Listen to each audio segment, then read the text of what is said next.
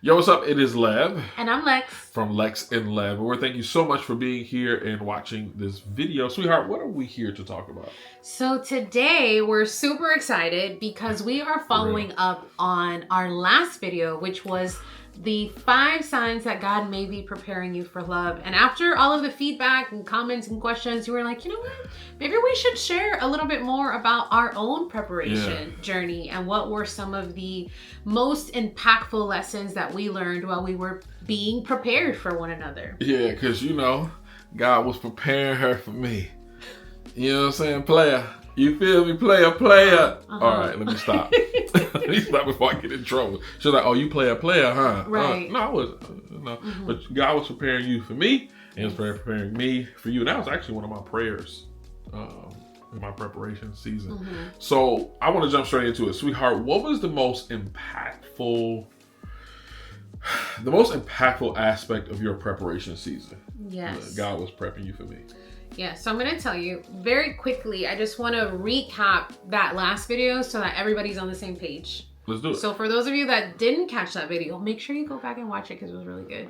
We were on location in Denver when we shot that one. But anyway, so the 5 signs were contentment and singleness. Yup.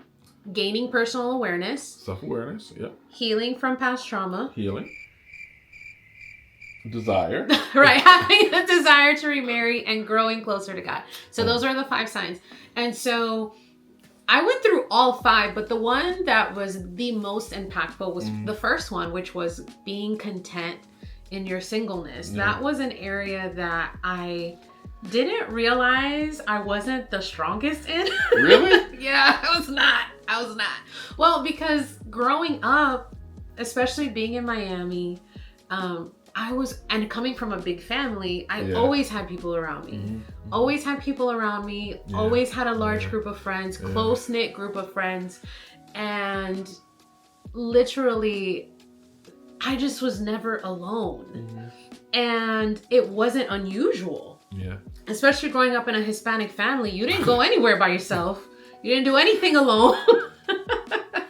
So now, fast forward to 2020. It's a year after my first husband had passed. I'm living in it wasn't brand new, but a new city for us, Mason and I. And I'm walking out these 5 things that we were talking about. So as time progressed, I would say like 2022-ish, I started really wrestling with loneliness. And it's that loneliness that a lot of us talk about in Christian circles of like, okay, I'm waiting. I'm still waiting. I'm waiting. And it's almost like this impatient kind of loneliness that creates this very uncomfortable urgency. And I realized for the first time, like, I'm alone in this. Like, I had my small family in Colorado, which I love you guys. But there was this desire for companionship that I was only going to get in a relationship, and that wasn't happening. So I started dating in Denver, and it wasn't great. Can I tell you why it wasn't great? Go ahead, babe. Because I was praying. I said, Lord, if she go out on a date, let that date be horrible. It was. God be answering my prayers. But go ahead, go back. What you were saying. Yeah. Well, I mean, not all of them, but obviously. Enough. Right. You feel me? Right, we're here. But what ended up happening was I very quickly realized, like, okay, I can't force something to happen. And even if I try, it's not gonna be what I actually want, or good. So I left the apps alone, I left the dating alone, and I realized, like, hey, why do I have to wait for someone to invite me to do something that I enjoy? Why am I sitting at home mad that I'm not at a fine dining restaurant or mad that I'm not at a salsa class because someone didn't ask me? Like, those places are not closed. Right. And when I finally decided, like, I'm not waiting because I don't have to. I don't have to wait to be happy. I don't have to wait to be content. And I started doing the things that I enjoy. That is when I was okay with being single. Yeah. And it's actually what led me to meeting you. Because come on, somebody. I told y'all prayer work. You better pray to Jesus. Not only did I find contentment in taking myself out on nice dates, shout out to STK in Denver. I going to my salsa classes, doing my book clubs and all of those things. I love to travel. And so when the retreat came up from BCI, I was like, oh yeah, it's right up the street. I can go for the weekend and come back. It really was this continuation and intentionality around finding joy in whatever season that I was in. And it led me right to you. Look, I'm telling y'all, prayer works. Yeah. I was praying that them dates would fail. I was praying that God prepare her as he's preparing me. And look at God. So you sent me the guy that was picking his teeth. No. I was praying that he would pick his teeth. So you'd be like, buzzer, get him out of here. Oh, you know, man. That was my prayer. God bless him, wherever he is. Yeah, today. hey, he for somebody, it just wasn't for you. Right. Because you mine, and I'm yours. Amen. Forever. Yes. So what about you, babe? What about you? I'm about to give her that look.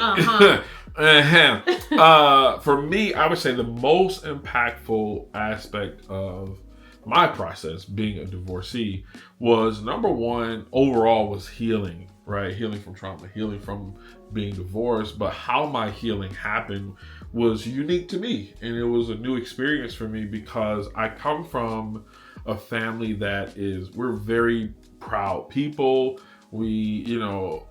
We're very private, and I'm very reserved, low key. Like, if you really get to know me, I'm very reserved.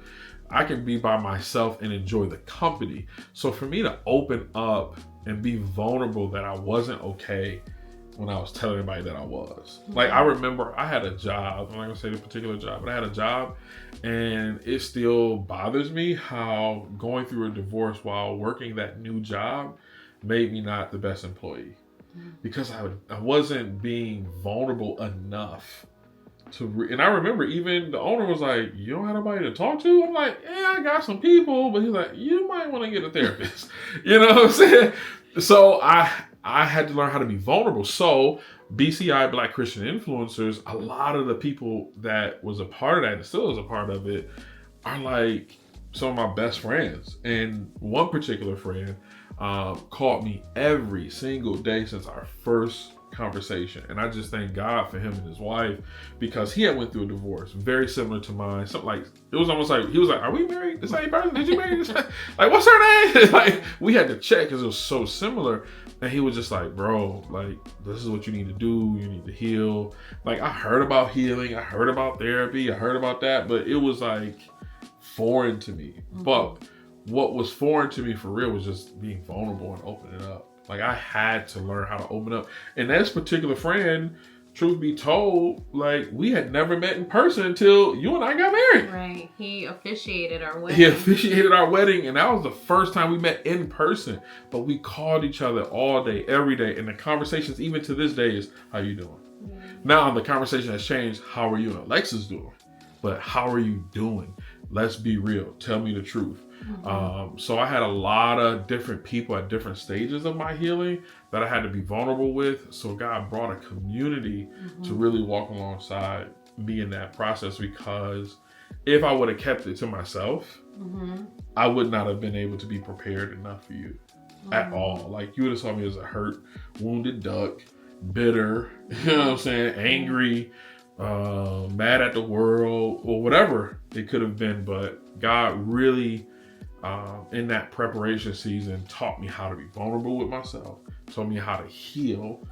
It's okay to go to therapy. It's okay to open up. It's okay not to be okay, but it's not okay to stay that way. Right. You know what I mean? Right. So I had to learn that through community and being vulnerable. I know I keep saying vulnerable, but I think it's important that other men, whether you Black, white, I don't care, men need to know that it's okay to be vulnerable. Absolutely. It's actually your superpower.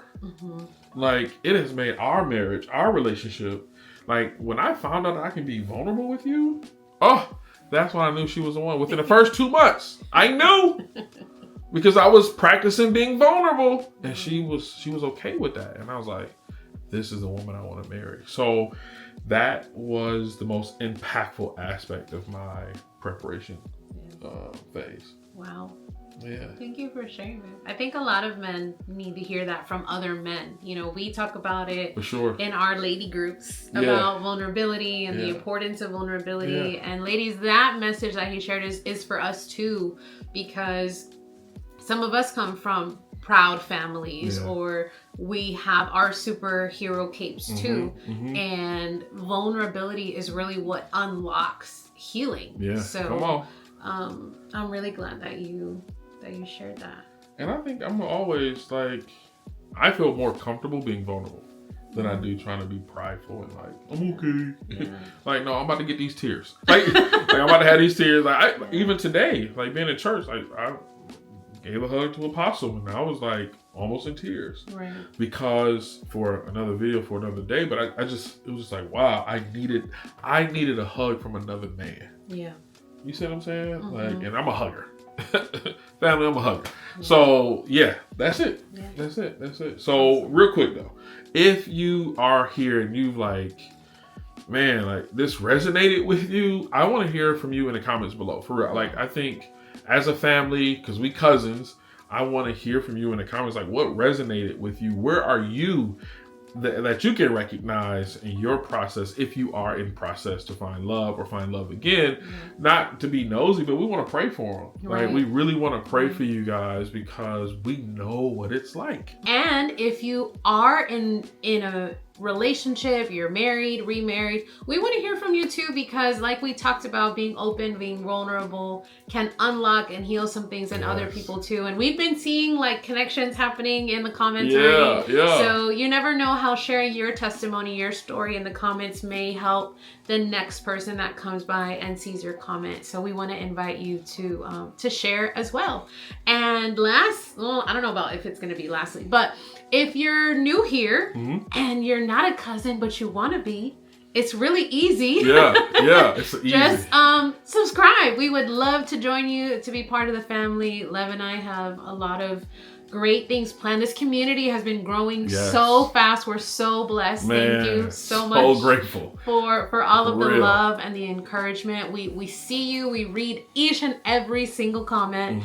And we have a lot of things coming. So you want to stay connected. You want to stay in the know. So just go ahead and subscribe. Why not? Yeah, it's free. It's free, 99. So go ahead and subscribe. And with that being said, I'm gonna put this video up because I do believe this is a great opportunity to keep the conversation going between you and I. Like, you a cousin now, you subscribe, appreciate you. You welcome to the cookout. So go ahead, watch this video that's on the screen here. We believe that YouTube is doing a great job recommending this video to you, and let us know how they did. Click on it and we'll see you on the other side.